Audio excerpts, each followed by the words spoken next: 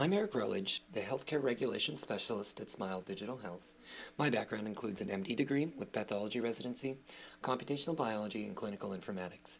Historically, I've been the person that sits on the provider side who has a calendar full of weekly and monthly reminders to run reports, map incoming data, collate that data, and send it over several interfaces. So I've experienced the painful process of making data interoperable the analog way. In this video, we're going to break down aspects of the CMS Interop Rule 0057F, or 57F. It was finalized in January, and we're going to explore what the true ROI opportunity for payers is. Now, we are at a time where automations can relieve a lot of these burdens in healthcare, and that's why I'm excited about this video.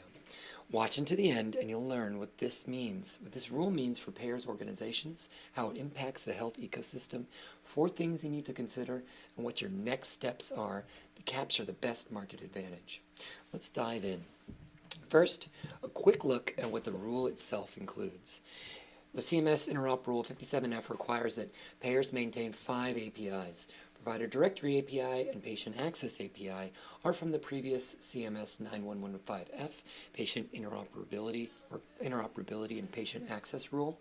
The Provider Directory API stays the same. Patient Access API has some reporting requirements in 2026 and API updates to include prior authorization statuses by January 1st, 2027.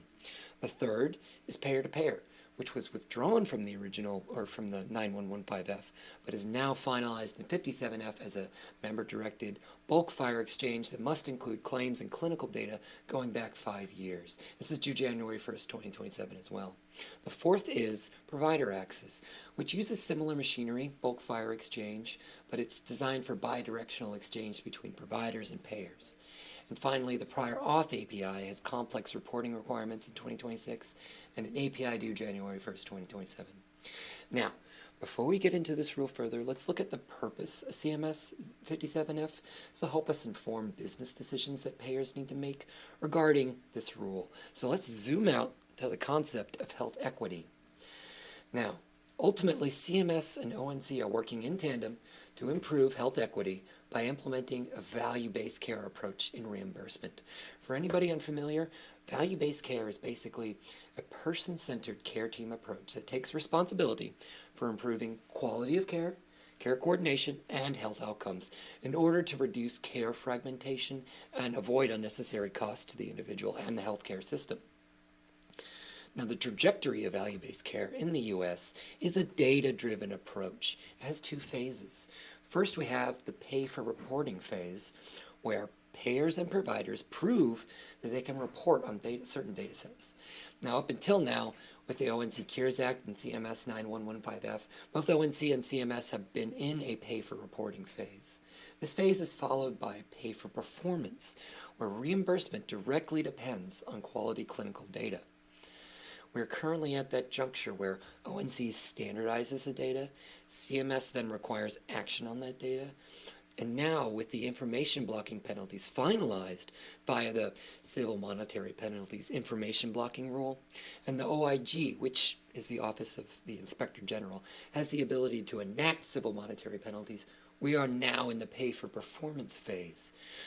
From a planning and ecosystem perspective, everybody is about to get graded and reimbursed based on their data quality.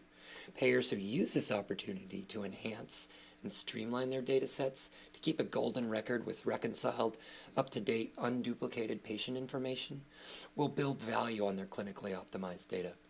Higher quality data leads to higher reimbursement. So you should consider a solution to these mandates, not in a silo, but as part of a broader, more strategic data modernization strategy.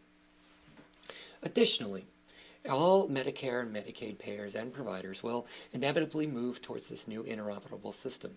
This means that there's going to be a massive amount of data flowing across these APIs. Payers who implement and integrate workflows with a scalable solution will receive the most ROI from this shift. So you may be wondering, what does this ecosystem view have to do with your business operations today and future revenue stabilization? Well, it means that payers and providers have collected data in pay-for-reporting style, and will now be graded against pay-for-performance metrics. This means that payer data needs to be standardized and interoperable, as opposed to living in clinical and vendor data silos where it cannot be fully leveraged. This makes data actionable, which can then be used to create enhanced revenue stabilization from these value-based care programs. CMS requires payers and providers to communicate bidirectionally through these data exchanges. This is the only way to achieve true interoperability is through FHIR-based integration. Now that we're clear on what the rule entails and its piece in a larger ecosystem, let's look at 4 things that payers need to consider today. First, do not procrastinate. From the proposed rule to the finalized rule on the surface, it looks like CMS has extended some deadlines. Upon deeper review, it's clear that this was done to allow organizations time to implement these complex solutions properly. So start now, because it will take time to evaluate a solution, implement one, test it, and then deploy it at scale. This year, 2024, is the year that payers should be assessing their business, technology, and ecosystem needs, and ideally have a vendor or solution chosen. By the end of 2024, payers who have a strategy and a solution in mind will be significantly ahead of the market than those who do not. Payers who delay in crafting their strategy will likely face delayed ROI, organizational change management challenges, and resource crunches in the industry as everybody faces to meet these deadlines at the same time. Second, payers have to start displaying data publicly by January 2026, publicly. So if no improvements are made for prior authorization adjudication in 2025, those public metrics will reflect poorly when compared with payers who've implemented an automated, interoperable FHIR solution. And then this translates down to providers disengaging from payer networks when they see those poor metrics because of the administrative burdens that translate down into provider workflows and patient care. Third, electronic prior authorization has inherent patient satisfaction improvements as well as operational cost savings. By reducing payer and provider staff burden, sometimes up to 70% in some scenarios, as well as improving the turnaround time and the visit navigation for patients. In general, implementing electronic prior auth and maintaining the necessary 5 years of clinical and claims data per the CMS 57F payer-to-payer API requirement on your members, it will save you money in operational costs and better risk assessment, not to mention better patient care and a better provider experience. Lastly, a requirement of this prior auth rule is time frame for adjudication. The federal CMS requirement is 72 hours for urgent requests and 7 days for non-urgent requests. In the new 57F rule, CMS also mentions that if state requirements are more strict than federal ones, state ones must be adhered to. For example, Washington, D.C. only allows for 24 hours for urgent prior auth requests as opposed to 72. Pennsylvania only allows for 2 days for non-urgent requests as opposed to 7 days. And North Carolina only allows for 1 hour for adjudication in emergency stabilization scenarios. As a clinical informaticist, I have firsthand experience with managing prior authorizations. And with complex health plan requirements, additional information often needs to be sent and requested, and a lot of communication issues. I can tell you that meeting that 1 hour adjudication time frame is near impossible under legacy systems without adding a vast amount of administrative staff. So there's urgency in this process, starting it now and starting it off on the right foot. 2024 is the time to engage a trusted vendor with intelligent market-ready solutions that can respond to requirements within the outlined timing, provide real-time adjudication at scale without compromising security, and improve utilization management. As I've mentioned, prior auth is a very complex, requiring strategy, discovery, implementation, and training. So it's going to require a partnership with a team who understands it. Smile's solutions do all of the above and more. We're uniquely experienced. In 2021, Smile was chosen as the #1 vendor by payers to support their implementation of the CMS Interoperability and Patient Access Final Rule. That was CMS 915F.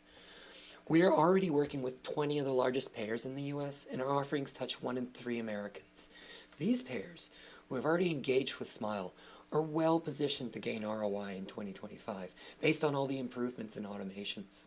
So let's recap and outline the next steps for payers as part of their strategy for this new 57F ruling. 1, do not wait. Start conversations within your organization to plan and select solutions to implement before the end of 2024. If you wait, you'll be looking at delayed ROI from organizational change management challenges, low patient satisfaction, resource crunches in the industry as everybody races to meet these deadlines.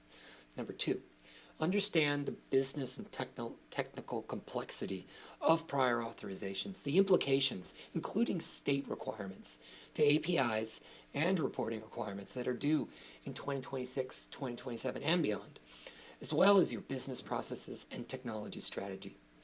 3, get a head start over your competition by improving your processes in 2025 so that your 2026 reports show significant improvements to your competitors' legacy processes. 4, seek out a trusted vendor like Smile Digital Health. It is able to respond to all these time frame requirements, provide real-time adjudication that's at scale without compromising security, and improve utilization management. So, in conclusion, payers, now in the spring and summer of 2024, now is the time to assess business, technology, and ecosystem needs and choose a vendor that will stabilize and enhance ROI from CMS regulatory requirements and value-based care initiatives.